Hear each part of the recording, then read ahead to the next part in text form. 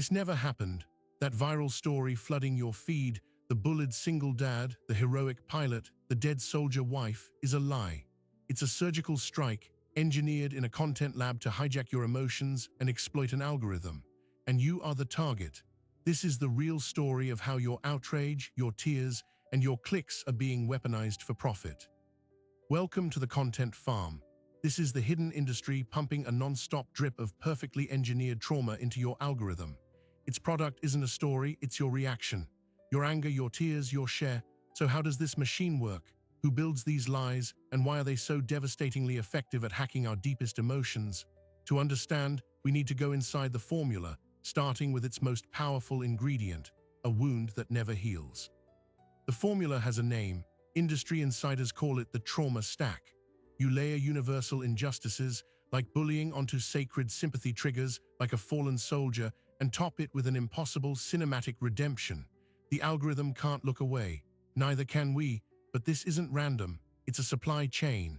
At one end, a global audience, hungry for moral clarity in a confusing world. At the other, anonymous content farms, often operating out of unmarked offices in places like Macedonia or the Philippines, mass-producing scripts. In the middle, the platforms. Their algorithms are the invisible engine, programmed with one directive: maximize engagement. They discovered a cheat code. Content that makes you furious or makes you weep holds your attention 3 times longer than something that merely informs you. So the algorithm learned to promote outrage. It learned to reward grief.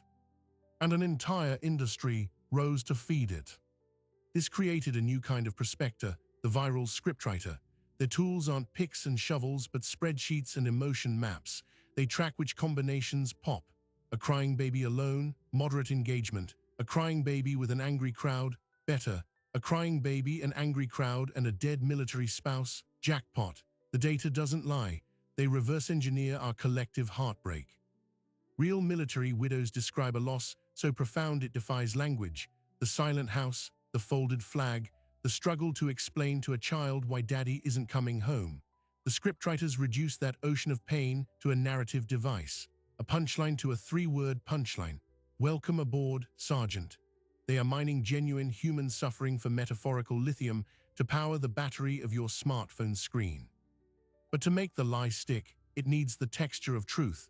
This is where the universal experience comes in. We've all been on a crowded flight. We've all heard a crying infant. We've all felt that simmering tension. The script plugs directly into that shared memory. Then it weaponizes it. In reality, a cabin crew is trained for de-escalation.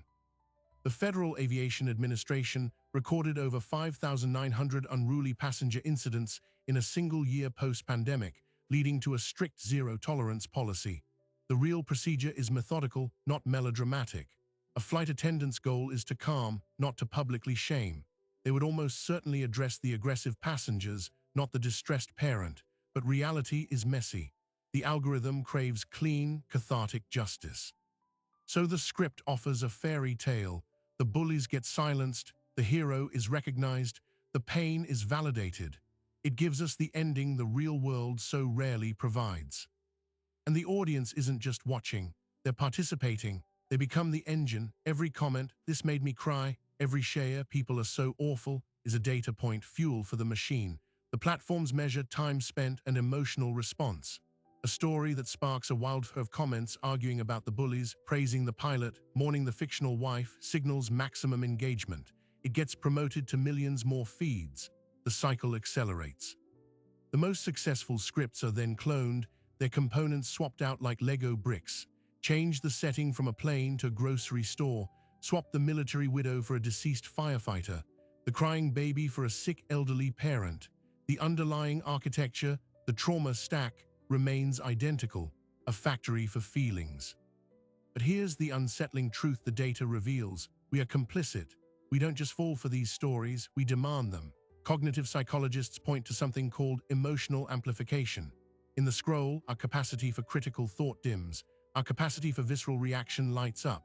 The brain processes a shocking social media story more like a personal threat or a tribal allegiance than a piece of information to be verified. This is the vulnerability the farms exploit. They aren't just lying to us. They are triggering a deep, evolutionary wiring for social cohesion and moral judgment. They make us feel righteous, and that feeling is addictive. So the factories hum, producing an endless stream of heroes and villains, all fictional, yet their impact is brutally real. When a real person is caught in the crossfire, like the woman on a Brazilian airline who refused to give up her seat and was filmed and harassed into a lawsuit, the distinction between fabricated drama and human consequence evaporates. The online mob, trained on these scripts of clear-cut good and evil, descends. They don't check facts, they seek catharsis. The system has taught them that every conflict has a perfect, shareable resolution. Life, of course, does not. This brings us to the central chasm, the dangerous space where this engineered fiction is now actively eroding our grasp on truth. If we are constantly immersed in perfectly crafted, emotionally overwhelming lies, how do we recognize reality when it's messy, unresolved, and unsatisfying? The content farms have one answer, and it's about to change everything.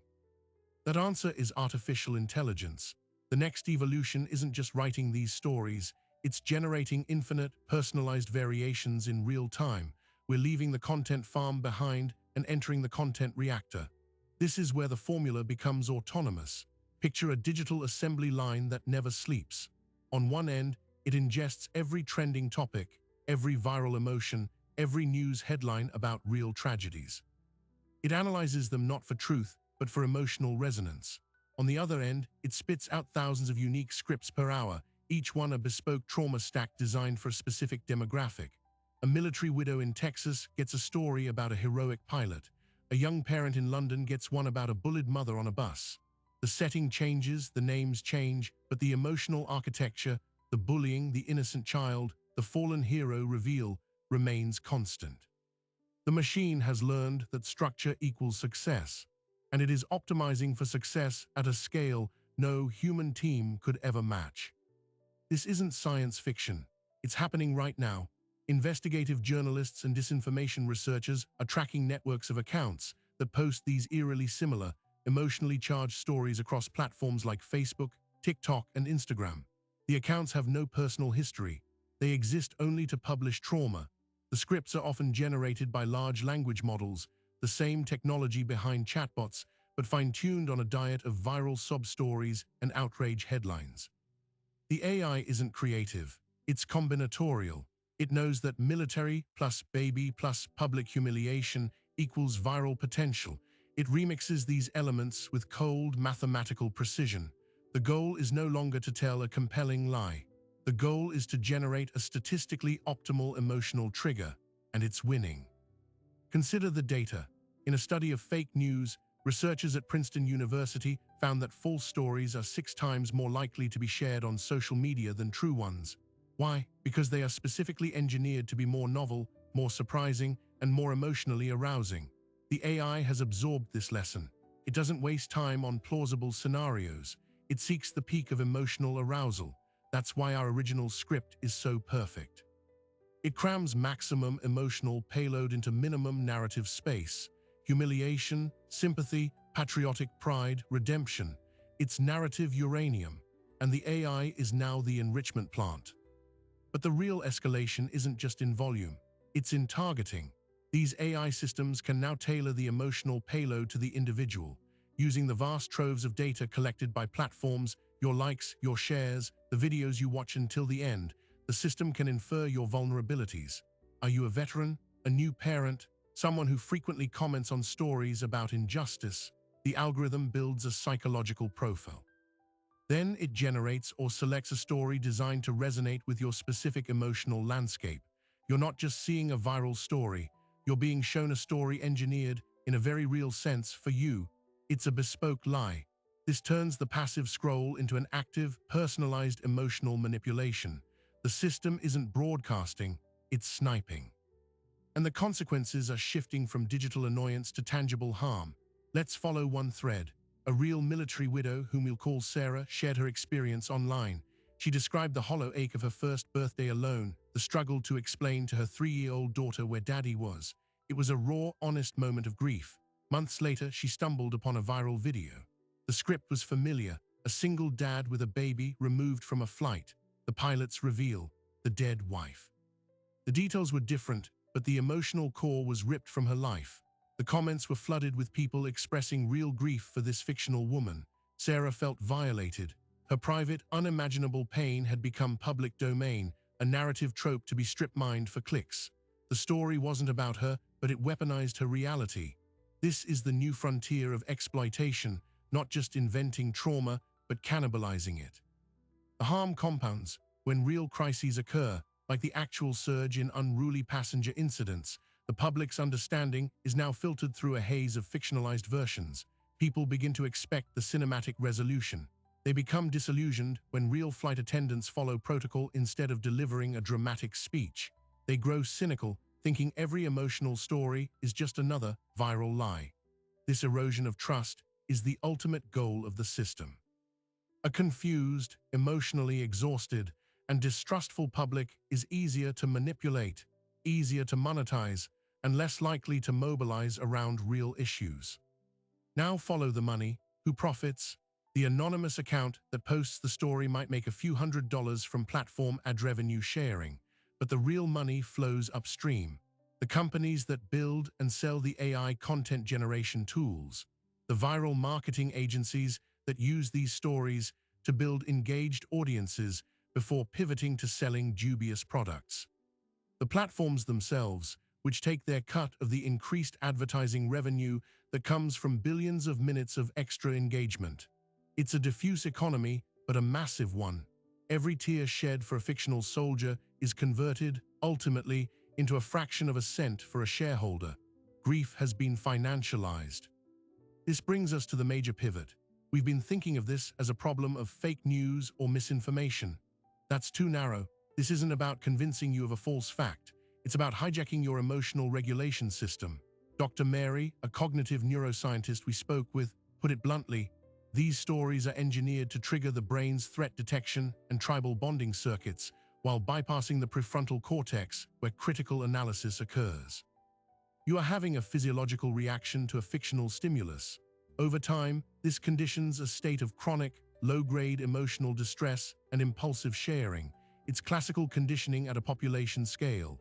In simpler terms, we are being trained to react, not think, trained to share, not verify, trained to seek the catharsis of the fictional resolution over the hard work of real-world understanding. And the training is working. Look at the metrics. Engagement with emotion-driven content has grown over 300% in the past 2 years, far outpacing news or educational content.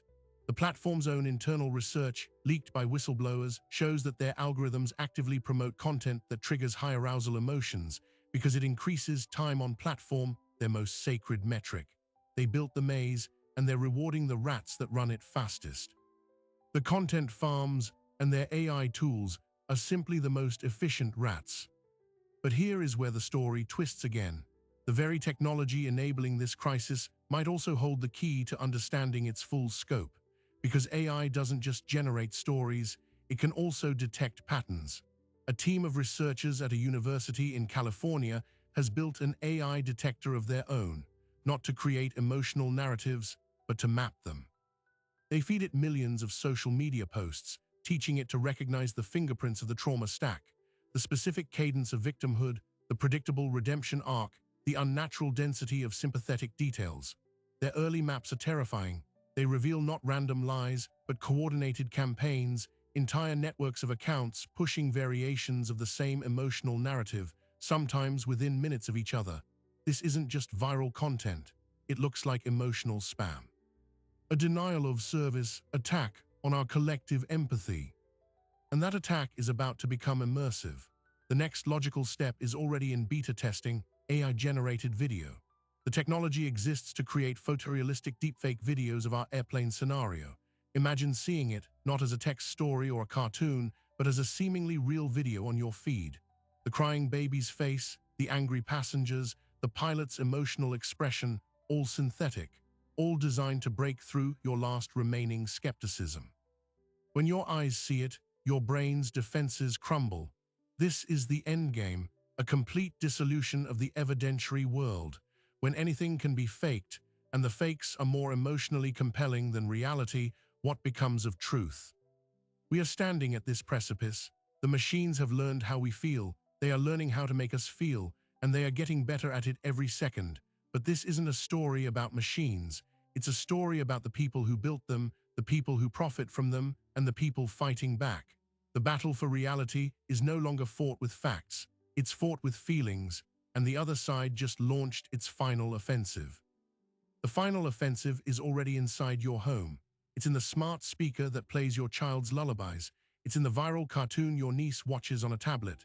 The weaponization of emotion has escaped the social media feed and colonized the entire digital environment. This is the wait, it gets worse moment. We are no longer just consuming these stories. We are being conditioned by them in our most unguarded spaces. Let's start with the children. Animated channels on YouTube with billions of collective views have mastered a disturbing variant of the trauma stack for toddlers. The formula is identical. A beloved character is publicly humiliated, often by a crowd, then redeemed by a surprising hero. The emotional beats are simplified but identical: shame, fear, cathartic justice. These videos are training the next generation to expect and crave this specific narrative arc. They are wiring developing brains for the same emotional addiction the algorithm exploits in adults. The factory isn't just feeding the current machine, it's building the next one. But the true escalation is in the data feedback loop. Every time you react to one of these stories, you aren't just feeding the platform's algorithm. You are training your own personal AI built into your devices to understand what manipulates you most effectively. This is the hidden pivot. We've been focused on shadowy external farms, but the most sophisticated profiling tool is the one you carry in your pocket. Your phone's operating system uses on-device machine learning to optimize everything from battery life to photo sorting. It also learns your behavioral patterns, how long you pause on a sad story, how quickly you skip a happy one. This data is anonymized and aggregated, but it contributes to the global model that teaches the content reactors what works. You are not just the target. You are the laboratory rat pressing the lever that designs a more effective lever. And the lever is about to be pulled in a terrifying new direction: predictive emotional targeting. Imagine a system that doesn't just react to your mood, but anticipates it. By analyzing your typing speed, your voice tone in recorded meetings, your purchase history, and even your step count, corporate AI can now infer your emotional state with startling accuracy. The same technology used by mental health apps to suggest coping mechanisms is being adapted by advertising networks. The next wave won't be showing you a sad story because you clicked on one yesterday. It will show you a sad story because it predicts you are entering a period of vulnerability in 2 hours, priming you for a specific emotional response. This turns manipulation from reactive to proactive. The system won't wait for you to feel. It will decide when you should feel and with what intensity to maximize your engagement. This leads to the second-order consequence: the commodification of conscience. Brands are now leveraging these engineered emotions to sell products, wrapping themselves in the halo of fictional heroism. A few months after our original airplane story went viral, a major luggage company launched an ad campaign featuring a strikingly similar scenario: a struggling single parent, judgmental glances, a compassionate airline employee.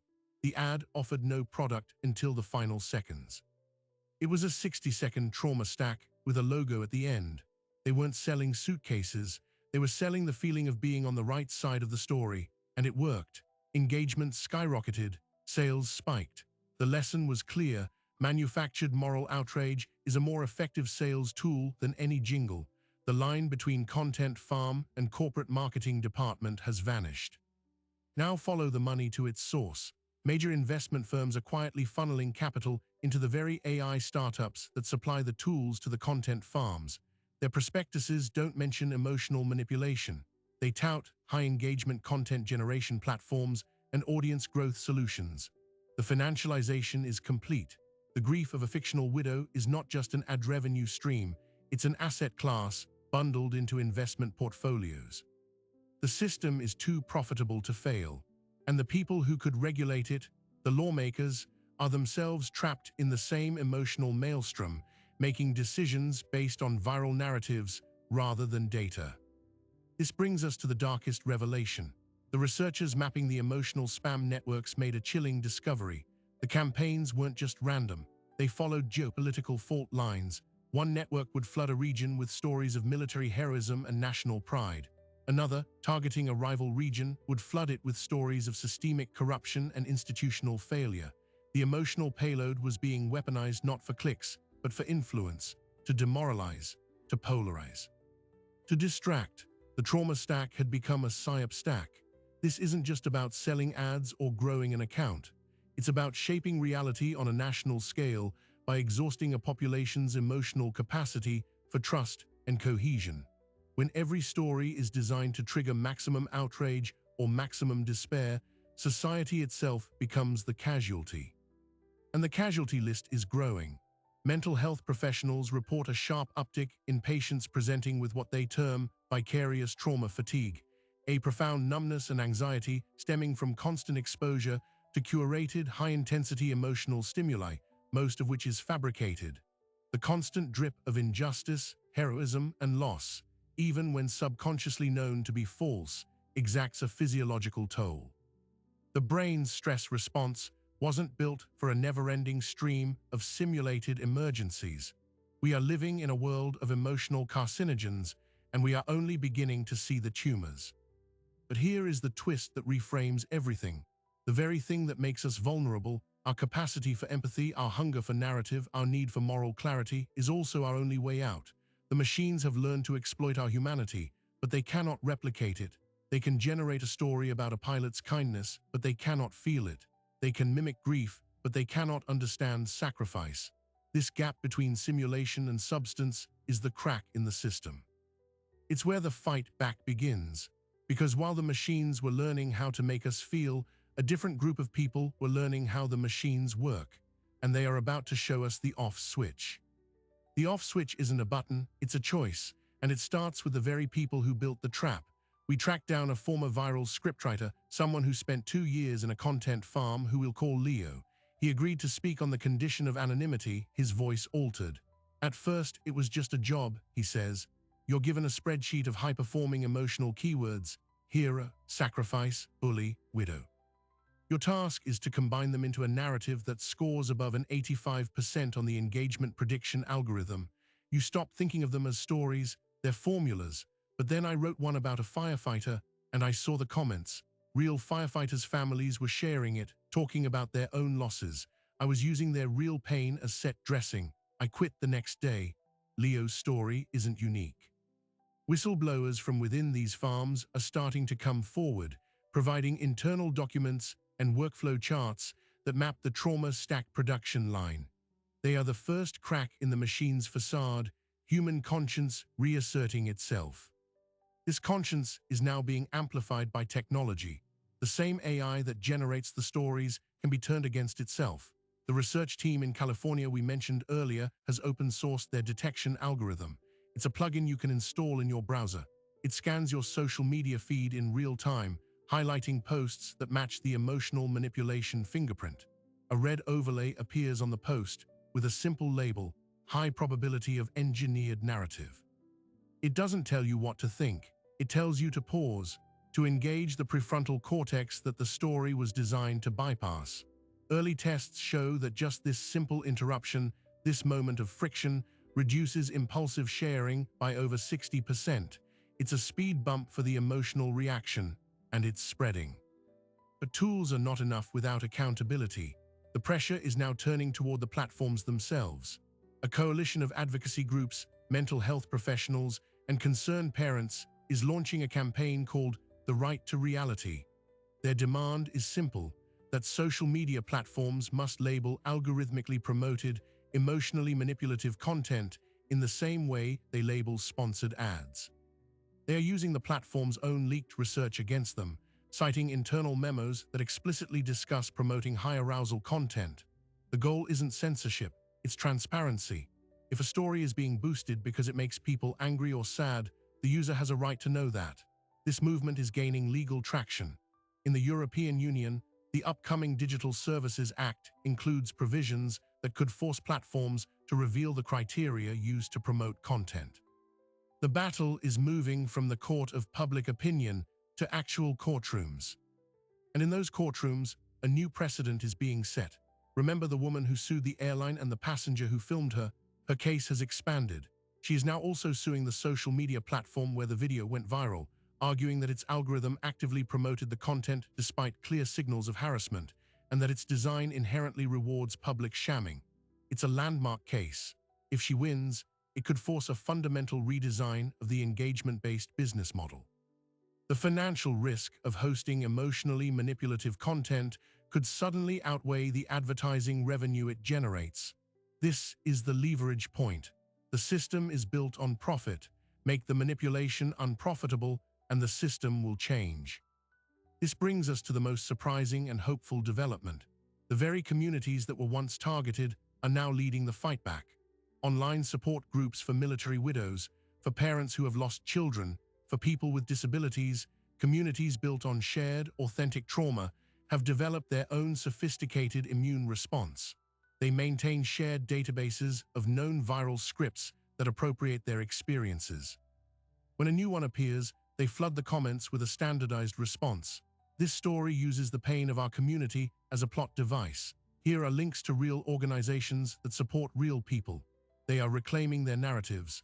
They are turning the algorithm's need for engagement against it, using coordinated, truthful comments to shift the context of the story from emotional exploitation to education. They are hacking the hacker. The resolution is not a single victory, but a shift in equilibrium. We are moving from a passive audience to an active immune system. The final, surprising detail in this fight comes from an unlikely source, a middle school in Ohio. A teacher, concerned about her students' anxiety, developed a media literacy module called The Anatomy of a Viral Story. She teaches her students to dissect viral posts, identifying the trauma stack components. She has them write their own manipulative scripts as an exercise to demystify the process. The result? Her students report feeling more in control of their emotions online. They become skeptics, not cynics. They learn that their feelings are valuable and that someone might be trying to steal them. This is the ultimate defense, inoculation through education. It starts with the next generation, but it's a lesson for all of us. So where does that leave us? The machine is still running. The content reactors are still churning. But the once monolithic system now faces resistance on multiple fronts, from conscience-stricken insiders, from transparency-demanding activists, from lawsuit-wielding victims, from community-built antibodies, and from classrooms of critical thinkers. The fight is uneven, but it is no longer one-sided. The central promise of this documentary was to reveal the lie and show you how you were targeted. The payoff is this: you are not powerless. The algorithm is a mirror. It shows us what we react to. We can change what we react to. We can choose to pause. We can choose to question the emotional payoff. We can choose to share stories of complex, real human resilience over simple, fictional catharsis. That choice, made millions of times a day, is the off switch. It's the one thing the machine cannot generate and cannot optimize against: your deliberate human awareness.